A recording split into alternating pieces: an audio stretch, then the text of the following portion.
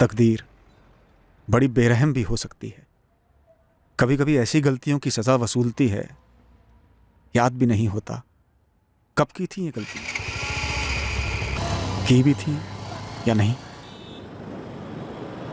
फिर ख्याल आता है कि कहीं ये कोई कर्मों का खेल तो नहीं, कोई गलती जो शायद आज नहीं, कल परसों नहीं, सालों पहले नहीं, पर कहीं पिछले जन्म में ही ना की हो।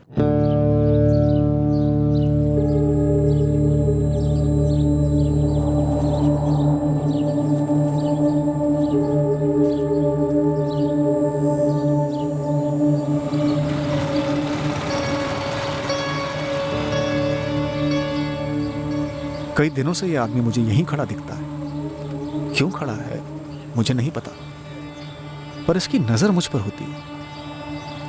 क्यों होती? क्या ये मुझ पर नजर रख रहा है? क्या ये मेरे बारे में कुछ जानता है या मेरे बारे में जानने भेजा गया है?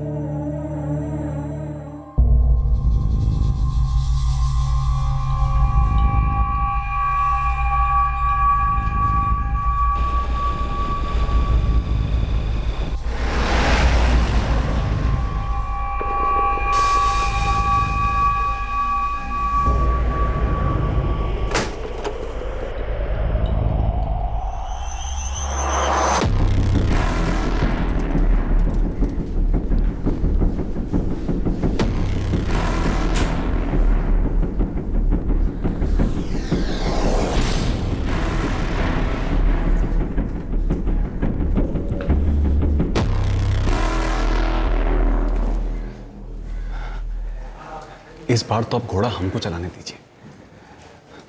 हमारा वक्त आ चुका है, हम एकदम तैयार हैं। अभी टाइम है बच्चे, टाइम है अभी।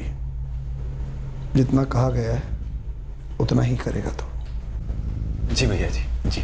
जो ड्यूटी तुझे दी गई है उसी में लगा रहा है। जिनकी फायरिंग की ड्यूटी है वो सही टाइम पर तुझसे मिलेंगे। जगह का मुआयना कराना, टारगेट दिखाना और काम होते ही निकल लेना। अगर ये सब मक्खन की तरह हुआ तो अगली जुबारी में घोड़ा तेरे हाथ में होगा।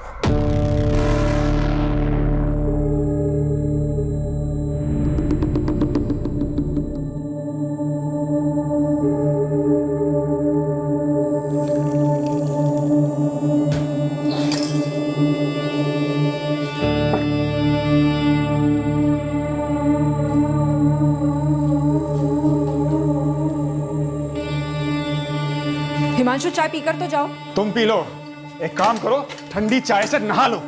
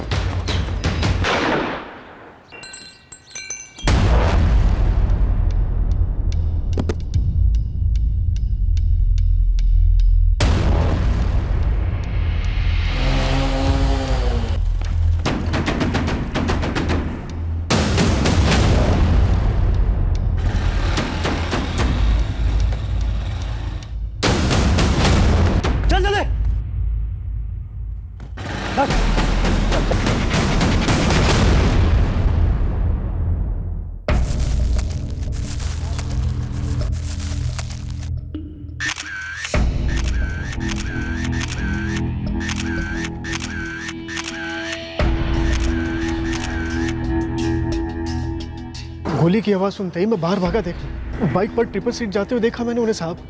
बाइक चलाने वाले के चेहरे पे गमछा था। हाउसिंग कॉलोनी के एक आदमी ने बताया कि हमारे पड़ोसी हिमांशु तिवारी को गोली लगी है। मैंने जैसे ही देखा अपने हिमांशु तिवारी पे गोली चली है, मैं चिल्लाते हुए कॉलोनी की तरफ गया। सर, सबसे पहले उनकी बीवी सुहासिनी जी को बताया, फिर बाकी लोगों को इकट्ठा किया। उनकी बेटी छोटी रंगोली हमारी दुकान पर ही आती है पेंसिल नोटबुक वगैरह लेने के लिए। हिमांशु तिवारी की मौत हो चुकी थी हॉस्पिटल ले जाने से पहले? जी हाँ, एम्बुलेंस आने से पहले 2-3 लोगों ने चेक किया था। तब तक वो मर चुके थे, उनकी सांस रुकी हुई थी। बाकी दोनों की शक्लें तो हमसे बेहतर तो हमारे सीसीटीवी ने देखी होंगी। हिमांशु तिवारी की मौत यहाँ आने के पहले ही हो चुकी थी इंस्पेक्टर। कितनी गोलियां लगी? 6। विक्टिम की बॉडी अभी पोस्टमार्टम के लिए भेज रहा हूँ। हिमांशु तिवारी की बीवी और बच्ची दोनों अभी भी सदमे में हैं। उन्हें यकीन ही नहीं हो रहा कि हिमांशु तिवारी अब नहीं रहे। Police.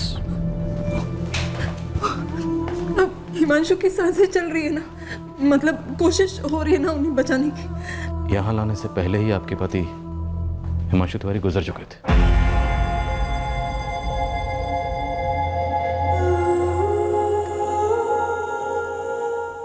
Sir, victim Himanshu Tiwari की लालबाग मार्केट में ऑटो स्पेयर पार्ट्स की दुकान है। ये स्टेशनरी की शॉप वाले चंदन के अलावा और कोई आई विटनेस? नहीं सर, जिनसे भी बात हुई वो यही कह रहे थे कि फायरिंग की आवाज़ सुनकर वो क्राइम सीन पर आए और तब तक हमलावर निकल चुके थे। देखते हैं सीसीटीवी फुटेज क्या दिखाते हैं।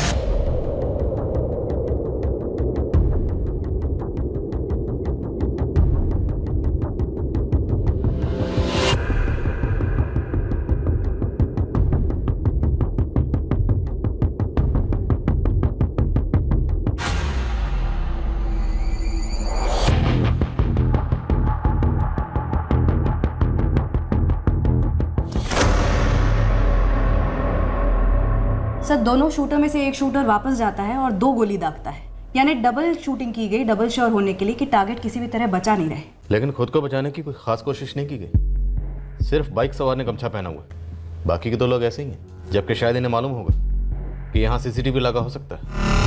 सर, बाइक की नंबर प्लेट भी ब्लैंक है, इस बात का भी ख्याल रखा गया। सर, थोड़ा सा रिवाइंड करके देखते हैं। दोनों शूटर्स एक ही तरफ देख रहे हैं, जैसे कि किसी के इशारे का इंतजार कर रहे हैं। इन दोनों को इशारा मिलता है और ये लोग हिमांशु पे हमला करते हैं। और ये इशारा कर देने वाला शायद वो स्पॉटर कोऑर्डिनेटर गमछाधारी होगा। ये गमछाधारी स्पॉटर काफी दिनों से फील्डिंग कर रहा होगा हिमांशु की। स्टेशनरी ओनर चंदन से कुछ और इन्फॉर्मेशन मिली? सर कह रहा है इसके अलावा कुछ और याद नहीं है। उसे कहो कि याद करे, दिमाग पर जोर डाले, या फिर पूछ लो कि हम याद दिला। क्यों निशाना बनाया गया होगा हिमांशु तिवारी को? क्या इसकी ये रोज की रूटीन होगी, शाम के इसी वक्त घर से निकलना 4 बजे के आसपास? सर, ये तो उसकी वाइफ सुहासिनी बता सकती है, पर अभी तो वो काफी शौक में है। ये 6 गोलियां निकली सर। 4 गोलियां मारी गई और फिर कुछ सेकंड बाद 2 गोलियां और दागी गई। जरूरत नहीं थी वैसे, पहले 4 में ही मौत हो चुकी होगी, या चंद सेकंड्स बाद हो जाती। 1 बुलेट हार्ट में, 3 सीने में और 2 सर में। प्रोफेशनल किलिंग है inspector, no doubt. Victim spare part की दुकान चलाता था, फैमिली वाला आदमी है। पता नहीं किसी से क्या दुश्मनी रही हो, इतनी बेरहमी से मार डाला।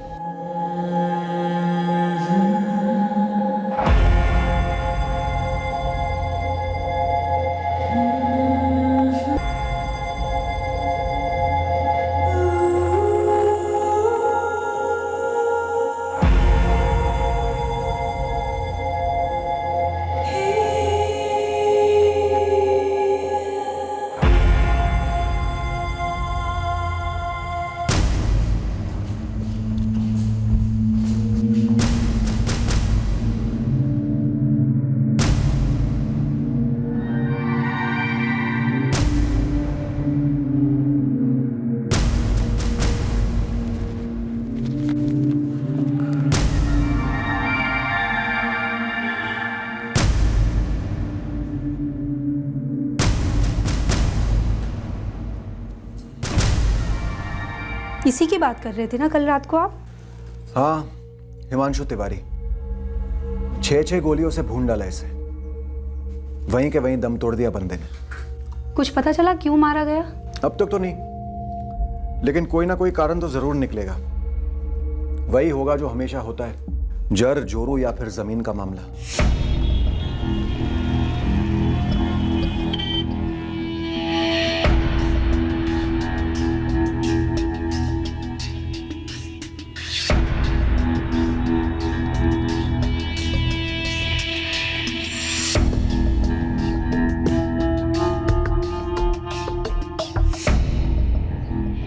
छठे हुए पेशेवर शूटर्स लगते हैं। कहीं बाहर के ही होंगे सब, वरना खुलेआम मर्डर करें और चेहरा भी ना ढकें।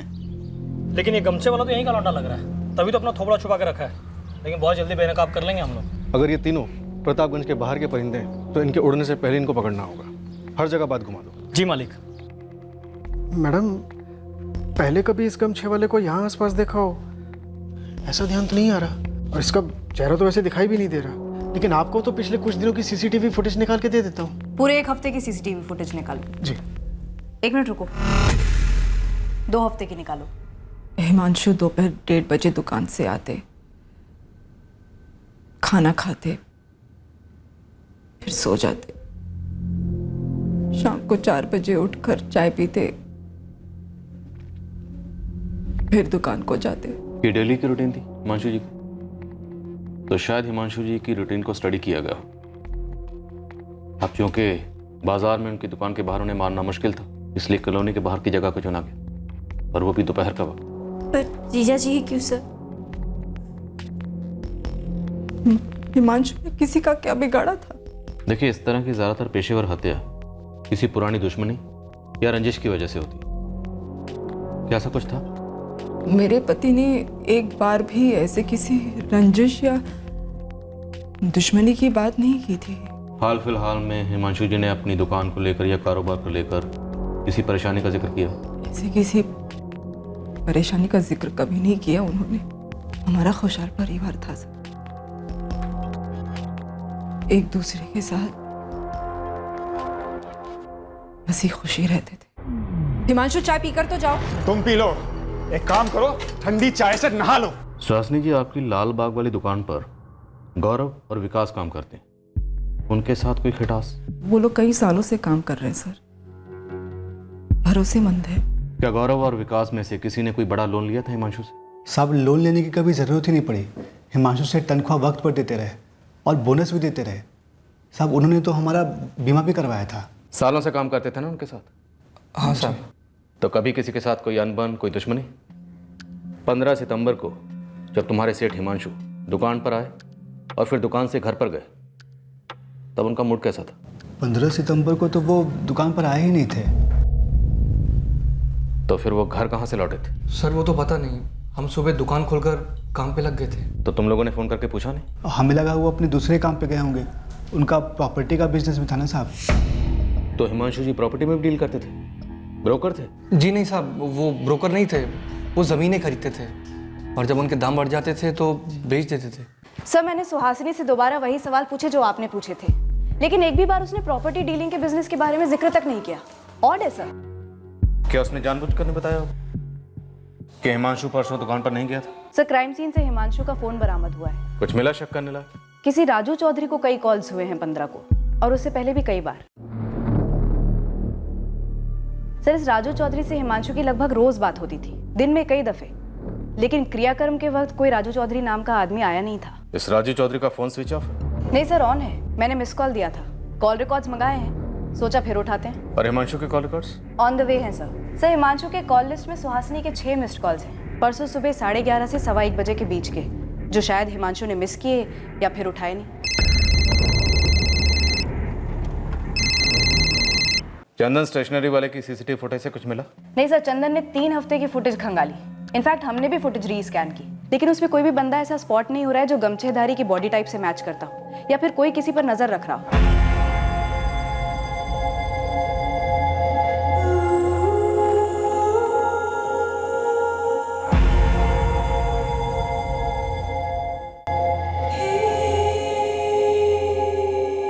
नियति का कैसा खेल है ये? हिमांशु के साथ ही ऐसा क्यों? ऋषि, बहू कुछ जानते हैं क्या? पता नहीं भाजी। सर, हम आपको कितनी बार बता चुके हैं कि हमको नहीं मालूम उस दिन हिमांशु सेठ कहाँ थे। और साहब, उस दिन भाभी जी ने भी हमें फ़ोन किया था। क्यों? यही पूछने के लिए कि उस दिन हिमांशु सेठ कहाँ थे। हिमांशु दुकान पर नहीं आए क्या आज? तो फिर कहाँ गए विकास? कल निकलते वक्त कुछ बोले नहीं भाभी जी, और आज सुबह से आए नहीं है वो। कल पक्का आए थे? याद करके बोलो। हाँ, कल तो आए थे, पर आज कुछ बोले नहीं। साहब, सुहासिनी भाभी बार बार वही बात पूछ रही थी, कल आए थे कि नहीं, परसों कहाँ थे, उसके पहले कहाँ कहाँ गए थे, यही सब। क्या उस दिन पहली बार सुहासिनी जी ने फोन करके हिमांशु जी के बारे में पूछा था, या उसके पहले भी ऐसा हुआ है? पहले कभी कभी फ़ोन कर पूछ लेती थी। तो क्या सुहासिनी जी हिमांशु जी पर शक करती थी? घरेलू मामले को तो हमको पता नहीं, हमारा काम तो दुकान में होता है ना। तो दुकान के बारे में बताओ, क्या कभी हिमांशु जी से मिलने दुकान पे कोई औरत आई थी? नहीं। सुहासिनी जी आई थी दुकान पे हिमांशु जी को ढूंढने, या उनकी गर्लफ्रेंड को ढूंढने, या फिर दोनों को ढूंढने? सुहासिनी जी, जिनका मर्डर हुआ है वो आपके पति है ना, हिमांशु तिवारी जी, तो आपसे 2-4 सवाल तो पूछने पड़ेंगे। मुझे ऐसा क्यों लग रहा है जैसे कि आप मुझ पर ताना कस रही हैं? मैंने पति खोया है अपना, जिंदगी उजड़ी है मेरी, घर में लोगों का आना जाना चल रहा है और इस सब के बीच में मैं आपके वही सवालों के जवाब क्यों दूं? हमारे पास कुछ नए सवाल हैं जिनके हमें जवाब चाहिए। हम समझते हैं आपका दुख, कल बात करेंगे आपसे। आपको यहाँ आने में दिक्कत है तो हम वहाँ आ जाएंगे, जब आपको अनुकूल होगा तब आएंगे, लेकिन आएंगे जरूर सुहासिनी जी।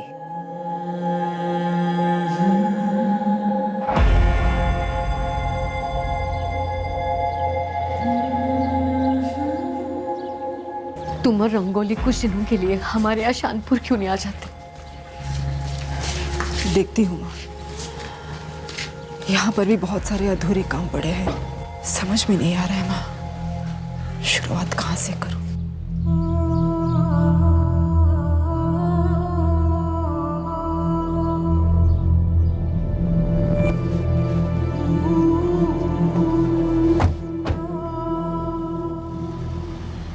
सुहासिनी से तो आप बात करेंगे ही, लेकिन आपका एक चक्कर शानपुर भी बनता है। शानपुर में हिमांशु तिवारी की पूरी फैमिली है, उसके माँ बाप मनोरमा और सुखीराम और उसका बड़ा भाई ऋषिकेश। लेकिन हाँ, एक खबर लगी है कि शानपुर में हिमांशु तिवारी के पिता सुखीराम अपनी जायदाद का बंटवारा करने वाले थे, वो भी हिमांशु और ऋषिकेश में आधा आधा। क्या शानपुर में काफी प्रॉपर्टीज है उनकी? करोड़ों की संपत्ति है। पुलिस ने सुहासिनी को बताया हिमांशु की सुपारी दी थी, किसी पेशेवर हत्यारे ने मार डाला उसे। और क्या बोला पुलिस वालों ने? सुहासिनी ने तो इतना ही बताया मुझे। समझ में नहीं आ रहा है मेरे हिमांशु की ऐसे किसके साथ दुश्मनी थी जो। सुहासिनी जी, पहली बात तो ये कि आपने हमें ये नहीं बताया कि आपके पति हिमांशु जमीन के लेन देन का कारोबार भी करते। दूसरी बात, आपने हमें ये भी नहीं बताया कि 15 सितंबर जिस दिन उनका कत्ल हुआ वो दुकान पर गए नहीं थे। शौक या शौक में बताना भूल गई आप? फिर ताना कस रही हैं आप? सर, मैं सच में भूल गई थी, क्योंकि मेरी आंखों के सामने मेरे पति की गोलियों से छन्नी लाश पड़ी थी। 15 सितंबर जिस दिन आपके पति हिमांशु का कत्ल हुआ, आपने उन्हें 1 नहीं 2 नहीं 6 बार कॉल किया। शायद आपने ये जानने के लिए कॉल किया कि वो कहाँ, क्योंकि जब आपके पति हिमांशु ने फोन नहीं उठाया तब आपने दुकान पे भी फोन किया था। सर, वो मेरे पति हैं थे, वो किस वक्त कहाँ है इतना जानने का भी हक नहीं है मुझे। लेकिन हमारा भी फर्ज बनता है ये जानने का कि हिमांशु 15 सितंबर की सुबह अगर दुकान पर नहीं थे तो कहाँ थे? रोज जैसे ही निकले थे, नाश्ता किया और ठीक 9 बजे घर से निकले। रंगोली, मैं जा रहा हूँ। बाय बाय पापा। स्कूल में अच्छे से पढ़ाई करना। हाँ, मैं जा रहा हूँ सुहासिनी, बाय। हाँ सर, मैंने उन्हें ये जानने के लिए फ़ोन किया था कि हिमांशु खाना खाने के लिए घर पर आएंगे या मैं डब्बा भेजूं दुकान पर हमें तो पता चला है कि आपके पति हिमांशु हर रोज दोपहर को खाना खाने घर पर ही आते थे। सर, वो आते थे, पर क्या एक पत्नी फोन करके पता भी नहीं कर सकती है? ऐसे कैसे बाल की खाल निकाल रहे हैं आप? कैसा इशारा कर रहे हैं आप सर? इशारा नहीं कर रहे हैं, एक बात रख रहे हैं आपके सामने। अगर हिमांशु उस दिन दोपहर में खाने के लिए घर पर नहीं आते तो शायद बच जाते। ये तो सीधा सीधा आरोप हो गया। इतने बेरहम कैसे हो सकते हैं आप लोग? 15 सितंबर को आपने अपने पति हिमांशु को 6 बार फोन किया ये जानने के लिए कि वो कहाँ थे। तो 15 सितंबर की दोपहर को जब वो घर पे आए थे तब आपने पूछा होगा कि वो कहाँ थे। सर, वो मेरी बहन संगीता के पति योगेश पांडे के साथ जमीन देखने गए थे। खुश? और क्या पूछना है आपको? यही बात जो आपने अब बताई, पहले नहीं बताई। सर, मैं अभी तो आपको बता चुकी हूँ कि ये बात मेरे दिमाग से निकल गई थी सर, मैं भूल गई थी सर, यहाँ मुझे मेरी बेटी रंगोली के फ्यूचर की चिंता है मुझे। और एक आप है जो मुझ पर आरोप लगा रहे हैं। आरोप लगा रहा है कि मैंने तब अपने पति को जानबूझकर घर से बाहर भेजा, मैंने उनकी हत्या करवाई, मैंने हत्यारों को बुलवा के उन्हें मरवाया। सर, पागल है आप? या मुझे पागल करना चाहते हैं? सर हिमांशु पति थे मेरे, सब कुछ थे।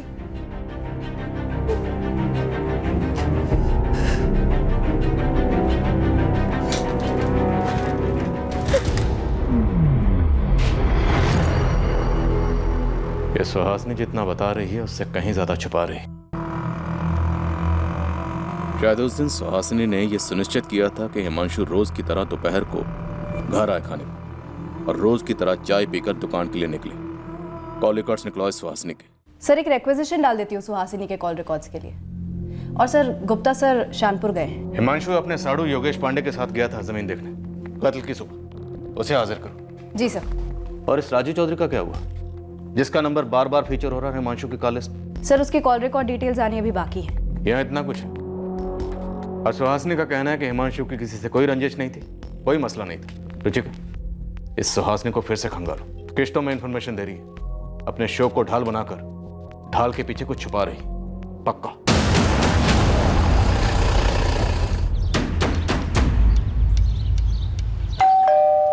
आपका शक बेहुदा है। बाबूजी के प्रॉपर्टी में हिमांशु का बराबर का हक था, हक है, और सुहासिनी को वो हक मिलेगा, ये सच्चाई है। आप चाहे जमीन आसमान एक करो, मेरे खिलाफ आपको कोई सबूत नहीं मिलेगा। किस बात का सबूत? सुपारी देने का? अपने भाई का कत्ल करवाने का? नहीं, दरार का, रंजिश का। अब जरूरी नहीं कि प्रॉपर्टी का बंटवारा होते वक्त दो भाइयों में दुश्मनी हो।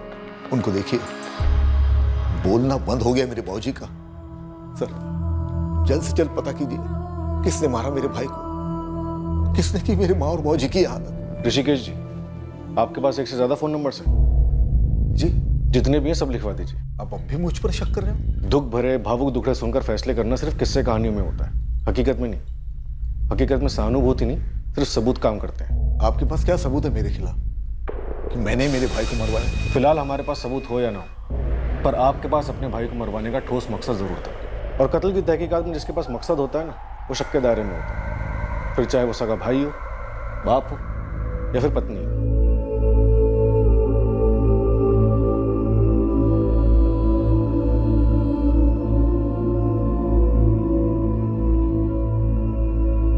मम्मी, जब आप और पापा की लड़ाई होती थी मुझे बहुत रोना आता था।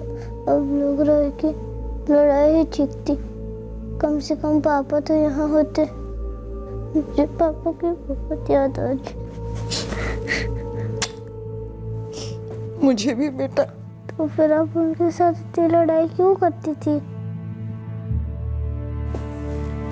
मम्मी, पापा को किसने मार डाला? क्यों मार डाला? मुझे नहीं पता बेटा, मुझे नहीं पता।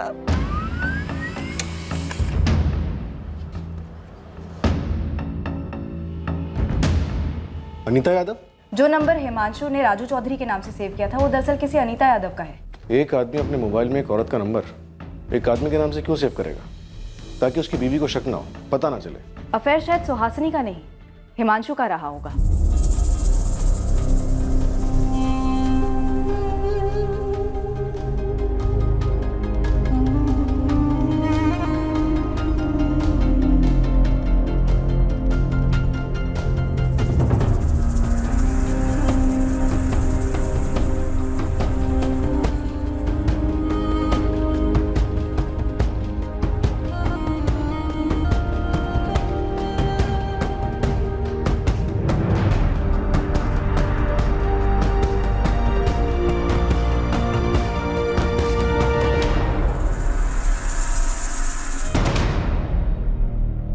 सर इतने कॉल्स होते रहे हिमांशु और अनीता यादव के बीच में, मतलब रिश्ता करीब ही रहा होगा। लेकिन अनीता यादव ना तो हिमांशु के क्रियाक्रम में आई और ना शोक सभा में। अनीता से ही पूछ लेते हैं, वो बिजी थी या छुप रही थी? ज़मीन मेरी नज़र में आई थी, ये प्रतापगंज शानपुर रोड पर, और मैं पहले भी हिमांशु को इस ज़मीन के बारे में बता चुका था। तो 15 सितंबर को आप और हिमांशु वो ज़मीन देखने गए? जी, ज़मीन के मालिक से बात भी हुई थी हमारी।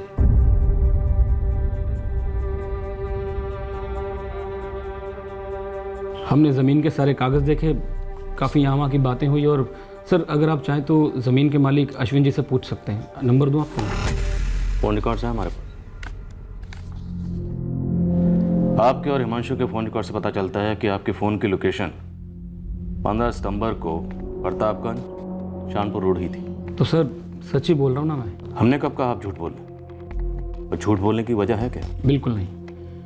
1 बजे हम लोग वहाँ से निकल गए और करीबन 2 बजे हिमांशु ने मुझे मेरे ऑफिस ड्रॉप किया। आपको ड्रॉप करने के बाद 2:30 बजे हिमांशु घर पहुंचे और फिर 2:55 पर सुहासिनी ने आपको फ़ोन किया। जी हाँ, सुहासिनी ने फ़ोन किया था। वजह? वो सर बस सुहासिनी पूछ रही थी कि हाँ योगेश, आपने और हिमांशु ने नई जमीन देखी थी क्या आज? हाँ सुहासिनी, बढ़िया जमीन है। मैं और हिमांशु सौदा पक्का करने की सोच रहे हैं। अच्छा, वैसे क्यों पूछ रही हो तुम? बस ऐसे ही। तो क्या सुहासिनी भी ज़मीन के लेन देन में हाथ बटाती थी? जी नहीं सर। तो फिर फ़ोन क्यों किया? वो ऐसे ही सर। फिर 3:55 पर जैसे ही हिमांशु घर से निकला, सुहासिनी ने आपकी पत्नी संगीता को फ़ोन किया। सर सगी बहनें हैं दोनों। वो दोनों सगी बहनें, आप सगे जीजा हैं और हिमांशु सगा पति था, जो इस फोन कॉल के दौरान ठीक 4:01 पर 6 गोलियों से भून दिया गया। सर मुझे समझ नहीं आ रहा कि ये दोनों बातें आपस में जुड़ी कैसे? आप कहना चाहते हैं कि क्या संगीता और सुहासिनी को मालूम था? मालूम था क्या? आप कहना चाहते हैं कि संगीता और सुहासिनी मिलकर हिमांशु को, सर ऐसा क्यों करेंगी वो? यही तो हम जानना चाहते हैं। हमें सुहासिनी पर गहरा शक है। कोई अंधा भी बता सकता है कि सुहासिनी और हिमांशु के बीच में शक की गहरी खाई थी। सर मुझे कुछ नहीं पता। सर मैं एक ब्रोकर हूँ, ज़मीनों की डील करता हूँ। हिमांशु भी यही काम करता था। हमने कुछ ज़मीनें मिलकर खरीदी और अच्छा दाम मिलने पर मुनाफा बांट लिया। संगीता और सुहासिनी बहनें हैं, लेकिन सर वो अपनी ज़िंदगी जीते हैं, हम अपनी। सर मुझे इस बात का बिल्कुल भी अंदाज़ा नहीं है कि हिमांशु और सुहासिनी के बीच में कुछ गलत था। अनीता यादव कौन? कौन अनीता यादव सर? जी वो कुछ वजह से मैं हिमांशु की शोक सभा में नहीं आ पाई। क्या वजह है अनीता जी? वो पर्सनल है। आप कभी हिमांशु की पत्नी सुहासिनी से मिलने नहीं गई, दुख जताने? कोई पर्सनल कारण? मैं सुहासिनी को नहीं जानती, बस उनके बारे में जानती हूँ। पर वो आपके बारे में नहीं जानती? शायद नहीं जानती हो। कैसे जाने? हिमांशु के फोन में तो आप राजू चौधरी हो। ये आपका निकनेम है या इसका भी कोई पर्सनल कारण है? साहब ये अनीता यादव IIM रोड पर चांदनी अपार्टमेंट में रहती है और उसका पति शरद किशोरीपुर में रहता है। अलग हुए? ना साहब, ट्रांसफर पर। अनीता का पति शरद PWD में इंजीनियर है। अनीता और शरद का कोई बच्चा नहीं है साहब। अनीता का पति शरद का किशोरीपुर में पर्चा खोलो। जी साहब, बिल्कुल। अच्छा, उन दोनों शूटर्स का कुछ पता चला? और उस गमछे वाले का? साहब वो दोनों शूटर 101% बाहर के हैं। उन दोनों को अपनी पूरी बिरादरी में किसी ने नहीं पहचाना। लेकिन वो गमछे वाला तो यहाँ का हो सकता है। बिल्कुल हो सकता है साहब, लेकिन उसने गमछा इतना टाइट बांध रखा है कि इतनी सी भी पहचान नहीं मिल रही है उसकी। सर 15 सितंबर को जब हिमांशु घर से बाहर निकला था 4 बजे, तब पति पत्नी में घमासान झगड़ा हुआ था। पड़ोसी ने बताया? हाँ सर, एडवोकेट रीटा मिश्रा ने। बगल वाला घर उसी का है। देखिए, झगड़े किस जोड़े के बीच में नहीं होते, पर चूंकि ये मर्डर का मामला है इसीलिए बता रही हूँ आपको। रोज होते थे झगड़े? कभी कोई मारपीट? कभी कोई मारपीट ना देखी ना सुनी। और सच कहूँ, मैं इन सब चीज़ों पर इतना ध्यान ही नहीं देती, टाइम ही नहीं है मेरे पास। पर उस दिन मेरे एक क्लाइंट घर आए हुए थे, प्रकाश सिंह, और इन लोगों के चिल्लाने की आवाज़ से हम डिस्टर्ब हो रहे थे। रीटा जी, मुझे लगता है ये पॉइंट हमारी तरफ से काम करेगा, इसे उठाना चाहिए। जरूर उठाएंगे प्रकाश जी। और ये पर मैं कहाँ जाऊँ?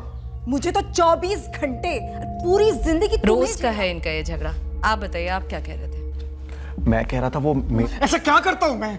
क्या तकलीफ देता हूँ तुम्हें? बोलो ना। हम अंदर चलकर काम करते हैं। सारा दिन घर पे बैठ के प्लान बनाती रहती हो, कैसे जान खाई जाए हिमांशु की। झगड़ा बढ़ गया तो मैं प्रकाश जी को लेकर अंदर वाले कमरे में चली गई। हम डिस्कस ही कर रहे थे, यही कोई 10-1 मिनट ही हुआ होगा, तभी पूरी कॉलोनी में चिल्लाने की आवाजें आने लगी। अरे हिमांशु जी को गोली मार दी किसी ने। ये वही हिमांशु है ना जिसकी आवाज हमने अभी सुनी थी? हाँ हाँ, हिमांशु तिवारी, नेबर है मेरा। अरे उनकी आवाज अभी तो आ रही थी। हम कुछ समझ ही नहीं पाए, बस देखा कि सारे लोग कॉलोनी के बाहर भाग रहे थे। रीटा जी, क्या सुहासिनी अपने पति को मरवा सकती है? क्या बोलूं मैं, वैसे सालों से जानती हूं मैं उन दोनों को, दोनों ही डिसेंट हैं, पर लोगों के दिलों में, दिमाग में, घरों में क्या चल रहा है कोई कैसे बोल सकता है? आपको क्या लगता है? आप कह रही थी कि हिमांशु जी 15 सितंबर की सुबह अपनी दुकान पर नहीं गए थे। सोचिए, हिमांशु जी घर लौटे हों, उन्होंने खाना खाया हो, और शायद उसके बाद वो अपनी दुकान पर जाना ही ना चाहते हो। शायद ये झगड़ा पैदा किया गया हो जानबूझकर हिमांशु जी को उकसाने के लिए, ताकि उन्हें गुस्सा आ जाए, उनका मूड ऑफ हो जाए और वो रोज की तरह जब बाहर निकलते हैं उसी टाइम पर बाहर निकले और हत्यारे पहले से ही वहां घात लगाकर बैठे हुए हो। देखिए, मैं तो बस एक थ्योरी पेश कर रही हूं, जैसे हम कोर्ट में करते हैं। That's it.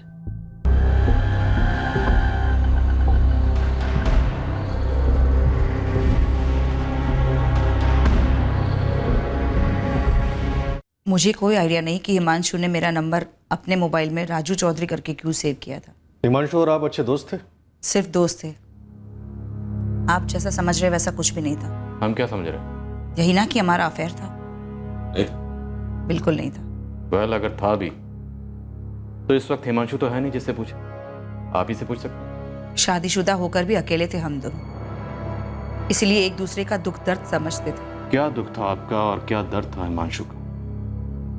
आप दोनों के इस दुख दर्द से किसी को तो बड़ा दर्द हुआ हो, आपके पति को या फिर हिमांशु की पत्नी को। आप सोच रहे हैं वैसा कुछ भी नहीं था सर।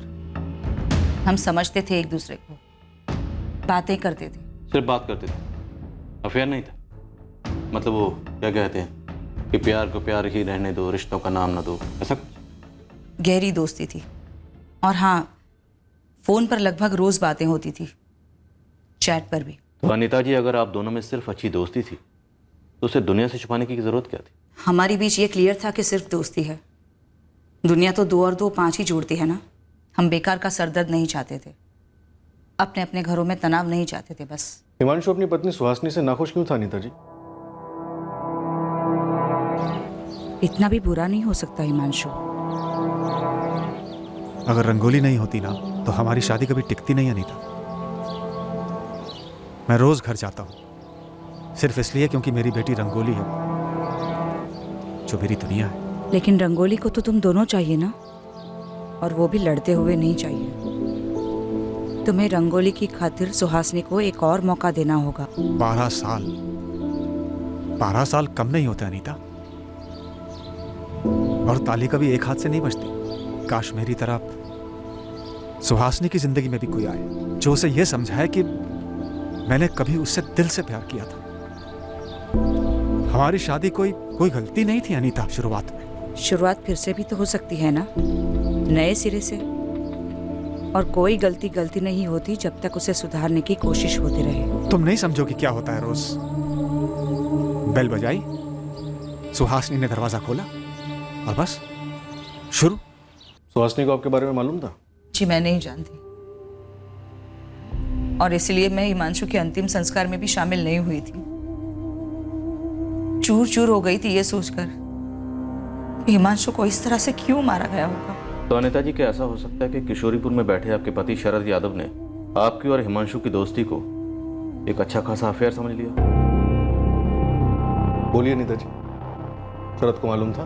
शरद ने मुझे कभी भी सवाल नहीं किया हिमांशु के बारे में। सवाल नहीं किया इसका मतलब ये नहीं कि शरद को मालूम नहीं था। अनीता जी, क्या ऐसा हो सकता है कि शरद ने हिमांशु को मरवाया? ऐसा कुछ भी नहीं था सर, कुछ भी नहीं। आप ऐसा सोचती, शायद आपके पति ऐसा ना सोचते।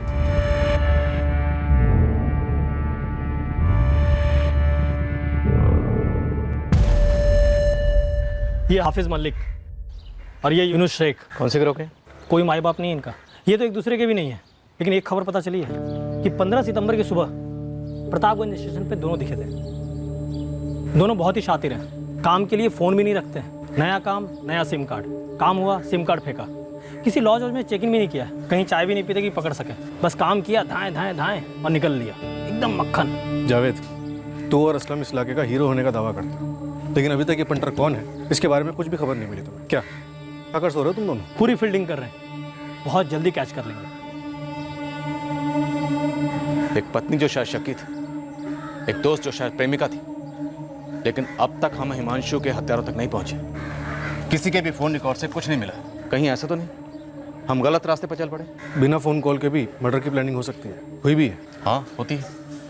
चलो मान लेते हैं कि इस मर्डर की प्लानिंग भी आमने सामने बैठकर हुई, पर गुप्ता, सामने बैठने वाला कौन है, कहाँ है? सर, हिमांशु का भाई ऋषिकेश, शानपुर से। इसके खिलाफ कुछ मिला? इसके फ़ोन रिकॉर्ड से कुछ निकला? बात कर। हाँ ऋषिकेश, बोलो। सर, ये पेशेवर हत्यारे सस्ते तो नहीं आते होंगे ना? क्यों, तुमसे ज़्यादा चार्ज किया क्या, या फिर मार्केट रेट क्या चल रहा है, ये पता करने के लिए हमें फ़ोन किया है। सर, बात मेरे भाई के मर्डर की है, इसलिए मजाक ना करे तो बेहतर है। सुनिए, हमारी एक बहन है दूर की, मीना त्रिपाठी, बेलागर में रहती है। हितेश बेटा, चलो गरम गरम खाना खा लेते हैं। बस मम्मा 2 मिनट। कोई 2 मिनट वो मिनट नहीं। विधवा है मीना। कुछ 1.5 महीने पहले उसने अपने मरहूम पति की प्रॉपर्टी बहुत ही घाटे में बेची थी। और तुम्हें लगता है मीना को पैसे चाहिए थे सुपारी देने के लिए? बस ऐसे ही ख्याल आया, वैसे सबूत नहीं है मेरे पास कोई। इस ख्याल के पीछे का पुलाव क्या है? क्या मीना के पास कोई मकसद था हिमांशु को मरवाने का? हाँ, मीना सबको बताई जा रही थी कि हिमांशु ने उसके साथ बड़ी नाइंसाफी की है। कैसी नाइंसाफी? मीना के पति की 2 साल पहले एक्सीडेंट में मौत हो गई। तब से ससुराल वालों के साथ जायदाद को लेकर मीना की प्रॉब्लम चल रही थी। मीना के ससुर ने हिमांशु को बंटवारे के बारे में राय देने के लिए कहा, जो कि हिमांशु ने अपनी तरफ से दे दी थी, पर मीना को रास नहीं आई थी। तब से हिमांशु के लिए दिल खट्टा हो गया था मीना का। इतना खट्टा हो गया कि इतनी कीमती प्रॉपर्टी आधे दाम में बेचकर सुपारी के लिए पैसे जुटाए गए। ये मीना त्रिपाठी वाला एंगल गूगली है फुल टॉस, जिसे ऋषिकेश ने हमारा फोकस भटकाने के लिए हमारी तरफ फेंका। फिर भी चेक करते हैं, इतना भी इम्पॉसिबल नहीं है। बदले की आग लॉजिक कब से देखने लगी? सब ये सुहासिनी भी बड़ी अजीब मिट्टी की बनी हुई है, इसे काफी चिकनी चुपड़ी मिट्टी है। शादीशुदा लगती नहीं है आप। जब शादी होगी तब समझोगी। हर पति पत्नी के बीच में नोकझोंक होती है, और एक आप हो, उसे एक भयंकर साजिश का रंग दे रही हो। कातिल पकड़ने की ताकत नहीं है आप में, तो पीड़ित को ही कातिल बताएंगे? सुहासिनी जी, सबसे पहली बात तो ये कि आप शादी पर लेक्चर मत दीजिए, और दूसरी बात ये कि कौन कातिल है कौन पीड़ित ये हम पता लगा लेंगे। हाल फिलहाल हम ये पता लगा चुके हैं कि आपके पति हिमांशु ने गोली खाने के पहले आपकी डांट खाई थी। और फिर मैंने हत्यारों को फोन किया तुरंत, और फिर चंद मिनटों में वो हमारी कॉलोनी के बाहर भी आ गए। मतलब सीधे आसमान से टपक गए क्या? तुरंत आप हमारे थाने में तशरीफ ले आइए सुहासिनी जी।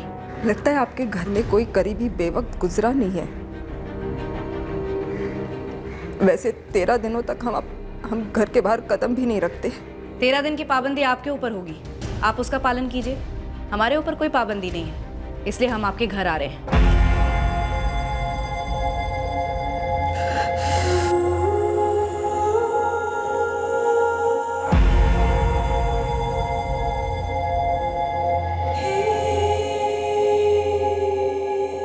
सुहासिनी, तुम्हारी हर रोज की झिकझिक की वजह से ना मुझे ऐसा लगता है कि इस घर में कभी नहीं लौटूं, कभी नहीं। तुम्हारे पास कहीं और जाने का ठिकाना जो है, लेकिन एक बात याद रखिए हिमांशु, मैं पत्नी हूं तुम्हारी, और तुम्हारी एक 11 साल की बच्ची भी है घर में, इसलिए घर आना या ना आना ये कोई चॉइस नहीं है तुम्हारे पास। और इस घर में ना तुम्हारी मनमर्जी नहीं चलेगी। तुमसे तो बात करना ही बेकार है, जाओ तुम। अरे मैं कहाँ जाऊं? मेरे पास तो ऐसा कोई है ही नहीं जाने के लिए, वो तो तुम्हारे पास है। मुझे तो 24 घंटे पूरी जिंदगी तुम्हें झेलना होगा। अरे क्या झेलती हो तुम? ऐसा क्या करता हूं मैं?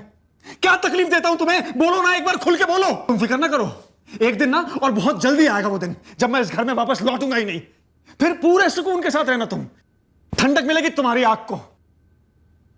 अरे अब सारा गुस्सा चाय पे निकलेगा? शुक्र करो चाय पे निकाल रहा हूं। चाय पी के जाओ हिमांशु। खुद पी लो। एक काम करो, ठंडी चाय से नहा लो। से सुहासिनी की बहन संगीता को भी उठाते हैं।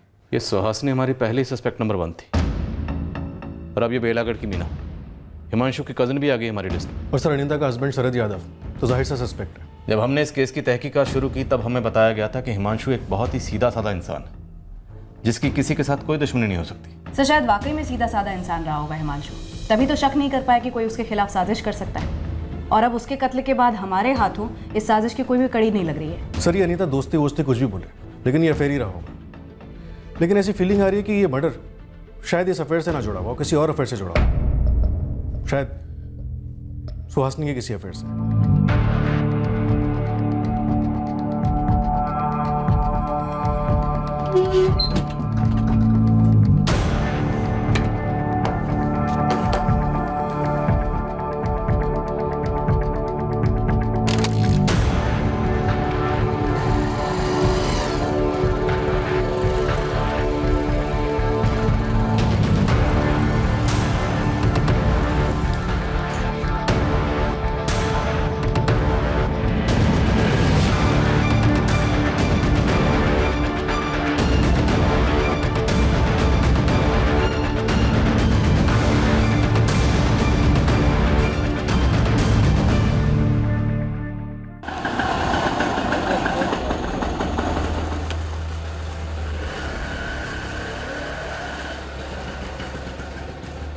तो सुहासिनी के कॉल रिकॉर्ड्स डबल स्कैन किए, अफेयर का इशारा तो नहीं हो रहा है। हो सकता है अफेयर वाला फोन अलग हो।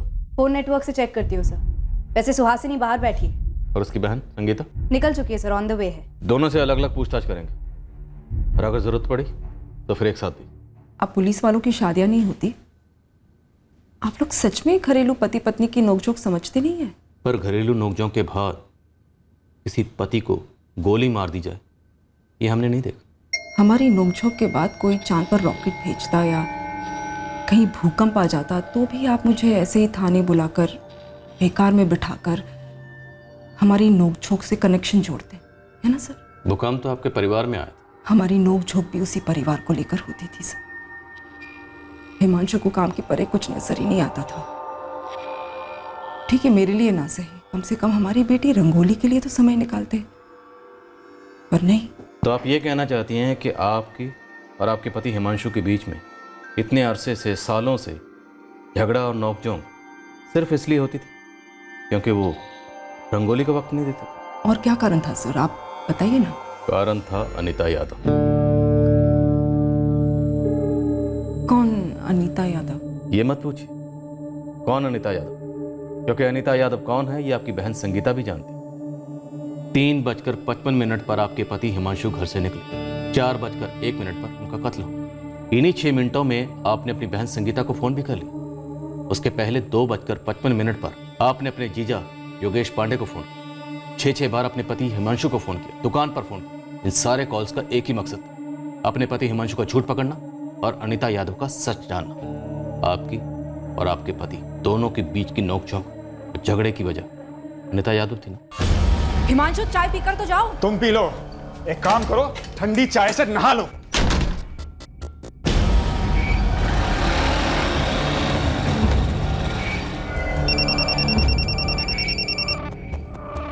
हाँ सुहासिनी बोल।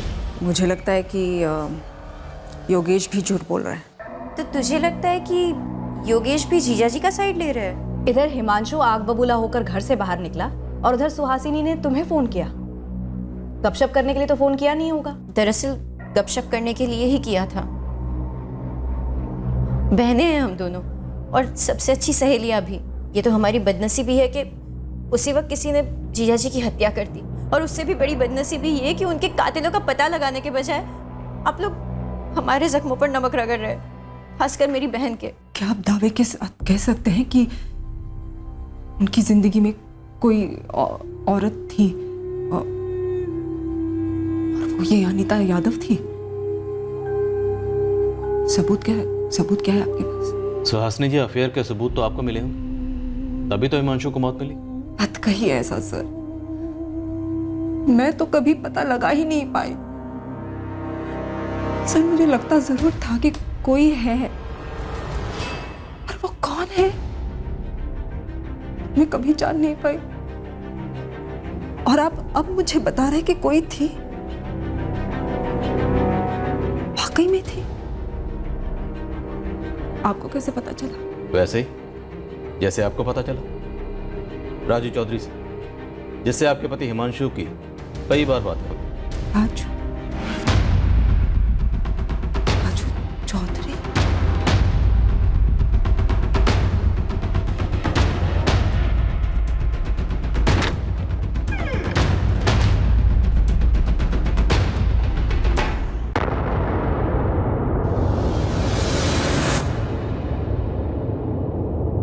रहने दो सुहासिनी, फोन तो छुपा लो, लेकिन तुम्हारी आंखों में जो ये बेबुनियाद शक है, इसे कैसे छुपाओ? जैसे तुम छुपाते हो अपनी आंखों में किसी और का चेहरा, अपने दिल में किसी और की धड़कन। हमारे बीच में जो ये शक की दीवार बांध ली है ना तुमने सुहासिनी, ये मुझे सोचने पर मजबूर करती है कि एक दिन चुपचाप इस दीवार को फांद कर कहीं दूर चला जाए, किसी और के साथ एक नया घर बसाओ।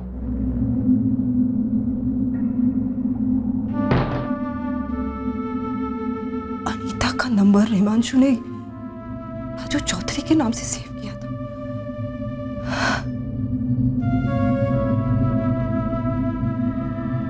मैंने ही ऐसा क्यों नहीं सोचा? जिस राजू चौधरी से हिमांशु रोज बात करते थे, रोज, पर मैंने हिमांशु के मुंह से एक बार भी उसका नाम नहीं सुना कभी। आपको कैसे पता चला?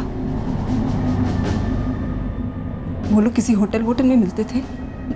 मुझे उसकी तस्वीर दिखा। अब रहने भी दीजिए सुहासिनी की। आपकी ये नौटंकी आपकी असली तस्वीर दिखा रही। आप हमें उस आदमी की तस्वीर दिखाइए जिससे आपका अफेयर था। बकवास मत कीजिए आप सर। इतने साल तक हिमांशु मुझे बोलते रहे कि मैं शकी हूं, मुझे वहम है, मैं चिड़चिड़ी होती जा रही हूं दिन भर, मैं एक सरदर्द हूं मैं। 6 फोन का क्या मतलब है? तुम 12 फोन करती ना तब भी मैं नहीं उठाता क्योंकि मैं बिजी था। किसी की भी पत्नी अगर 6 फोन करती ना हिमांशु, तो पति एक बात तो सोचेगा कि 6 फोन क्यों किया, क्या अर्जेंट बात क्या होगी। कितना भी बिजी हो हिमांशु, उसके लिए फैमिली सबसे पहले आएगी, सबसे पहले। तुम किस चीज में बिजी थे हिमांशु? किसके साथ बिजी थे? तुमने अभी तक पता नहीं लगाया है? अरे ये तो बड़ी अजीब बात हो गई आज। दुकान पे तो पक्का फोन किया होगा। नहीं, संगीता को जरूर फोन किया होगा। तो उसने बताया नहीं कि मैं उसी के पति योगेश के साथ शानपुर हाईवे के पास वाली जमीन देखने गया था। जमीन देखना बिजी होता है क्या? हाँ हिमांशु, तुम अपने दिल पर हाथ रखकर बताओ मेरा फोन क्यों नहीं उठाया तुमने? सर दर्द। पहले जब तुम मुझ पर 24 घंटे शक करती थी ना, तो मेरे सर में दर्द होता था। लेकिन अब लगता है तुम खुद कितना बड़ा सरदर्द हो। जो भी करती हो, जो भी कहती हो, वो बस शक की कड़वी चाशनी में डूबा हुआ होता है। कितना मीठा बोल रहे हो हिमांशु, कितना मीठा बोल रहे हो। कहाँ से सीखा तुमने ऐसा बोलना? हाँ, क्या नाम क्या है उस मैडम का जिसने सिखाया तुम्हें? नाम बताकर तुम्हारी नींद क्यों हराम करूं? तुम सिर्फ इतना समझ लो कि उसका नाम सुहासिनी नहीं है। और हाँ, मैं उसी के साथ था। हम दोनों मिलकर प्लान कर रहे थे कि कैसे एक हुआ जाए। किसी को अगर जीते जी नर्क में जाना हो ना, तो मैं उसे अपनी जिंदगी दे दूं। मैं हिमांशु से लड़ी थी क्योंकि मुझे लगभग यकीन था कि हिमांशु योगेश के साथ नहीं था। सुहासिनी के दिमाग में एक शक घर कर गया था कि जीजा जी का किसी से कोई अफेयर चल रहा है। और उस दिन दोपहर का फोन किस बारे में था? पता करने कि कहीं मेरे पति योगेश झूठ तो नहीं बोल रहे। सुहासिनी, अब ये थोड़ी ज्यादा ही जाती नहीं हो रही है? संगीता, जाती मेरी जिंदगी के साथ हो रही है। हिमांशु तो कई बार कह चुके हैं मुझे कि वो मुझे एक ना एक दिन छोड़ देंगे। पर योगेश जीजा जी का साथ क्यों देंगे? शायद मर्दों की सोच ही ऐसी हो, एक दूसरे के अफेयर्स छुपाओ। तो अब तुम योगेश पर भी अफेयर का आरोप लगा रही हो। सुहासिनी, असलियत में जीना सीखो, ये वहमों के कैद खानों से बाहर निकलो। हिमांशु ने ये सब कहा है मुझे। संगीता, मैं कोई मनगढ़ंत कहानी नहीं बता रही हूँ तुम्हें। पर सुहासिनी, तुमने कभी सोचा है जीजा जी ने खुद सामने से आकर ये बात नहीं कही होगी। हमेशा किसी झगड़े के आखिर में ये बात कही होगी, और झगड़ा हमेशा तुम ही शुरू करती हो। तुम भी उसी का साथ दे दो, जाओ तुम। ये वहम, ये अफेयर वाला शक कब पैदा हुआ? कब का तो मुझे नहीं पता, लेकिन काफी वक्त से था जरूर। संगीता, तुमने इतनी बड़ी बात हमसे छुपाई, और क्या छुपा रही हो? क्या मतलब है आपका? तुम्हारी बहन सुहासिनी दूध की धुली है या फिर वो भी अफेयर का इत्र लगाती थी? ये क्या बेहुदा बातें कर रही है आप? तो मैं गलत नहीं थी? पूरी तरह सही भी नहीं थी। हम ये जानना चाहते हैं कि कहीं अपने वहम को दूर करने के लिए आपने अपने पति हिमांशु को तो दूर नहीं कर दिया? मैंने नहीं मारा हिमांशु को सर। मैं कितनी बार वही बात बताऊं आपको। अरे सुहासिनी भाभी जी, अरे हिमांशु जी को गोली मार दी किसी ने। भाभी जी, क्या हुआ? अरे हिमांशु जी को गोली मार दी किसी ने। क्या बकवास कर रहे हैं आप? अरे भैया कहाँ जा? अरे कॉलोनी के बाहर पड़े वो खून बह रहा है। हाँ। कहाँ? मैं एम्बुलेंस में प्रार्थना करती रही हिमांशु बच जाए। अपने आप को कोसती रही कि क्यों झगड़ा किया मैंने हिमांशु के साथ। कितनी बार सोचा मैंने कि काश झगड़ा नहीं किया होता मैंने उनके साथ। शायद वो उस दोपहर को घर पर आराम करना चाह रहे थे, बस झगड़े की वजह से वो गुस्से में निकल गए। नहीं चाहते तो बच जाते, पर एक ना एक दिन वो जाते मुझे छोड़कर, रंगोली को मुझसे छीनकर। किसके साथ जाते ये मैं कभी पता नहीं कर पाती। सर आप इस अनीता यादव से मिले हैं ना? कब शादी करने वाले थे वो? शायद आपको शादी की तारीख पता चल गई थी, इसलिए हो सकता है कि इससे पहले कि दोनों शादी करते आपने हिमांशु की सुपारी दे दी। आपको हथियारों से किसने मिलवाया? गिरोह का सरदार कौन था? आप पता लगाइए ना, जैसे आपने अनीता यादव का पता लगाया।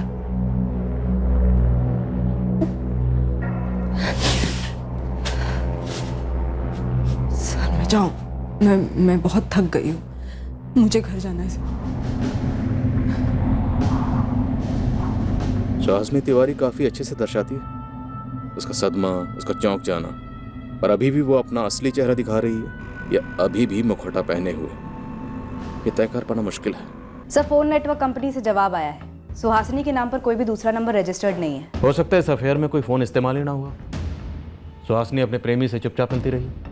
पीछा करो। सर सुहासिनी की बेटी रंगोली से अलग से बात करें? नहीं रुचिका, वो बच्ची है, रहने देते।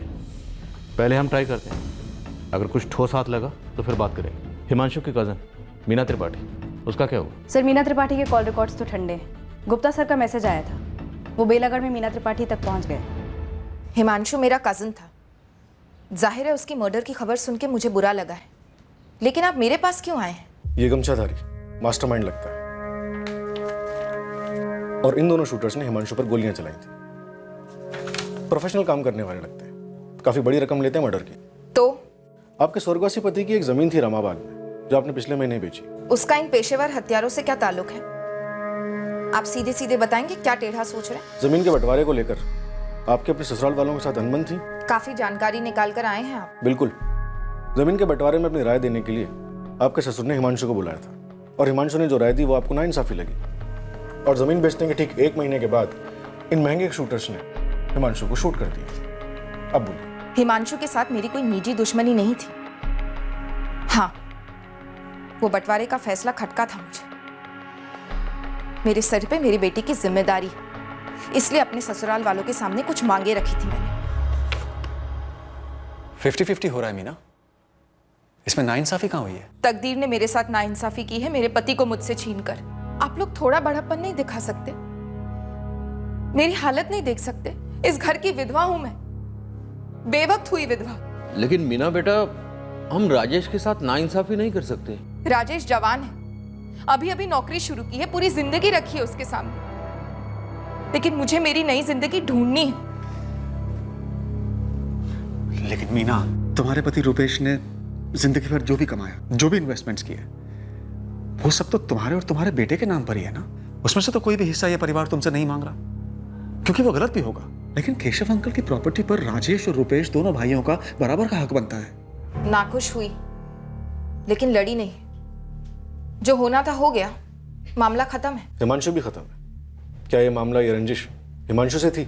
इंस्पेक्टर साहब, आपको बहुत गर्मी लग रही होगी ना, और इस किराए के मकान में एक कूलर तक नहीं है, और मैं हिमांशु के खिलाफ भड़ास निकालने जमीन बेचकर उसके कत्ल की सुपारी दूंगी। कितने की सुपारी दी थी? किसने उठाई थी सुपारी?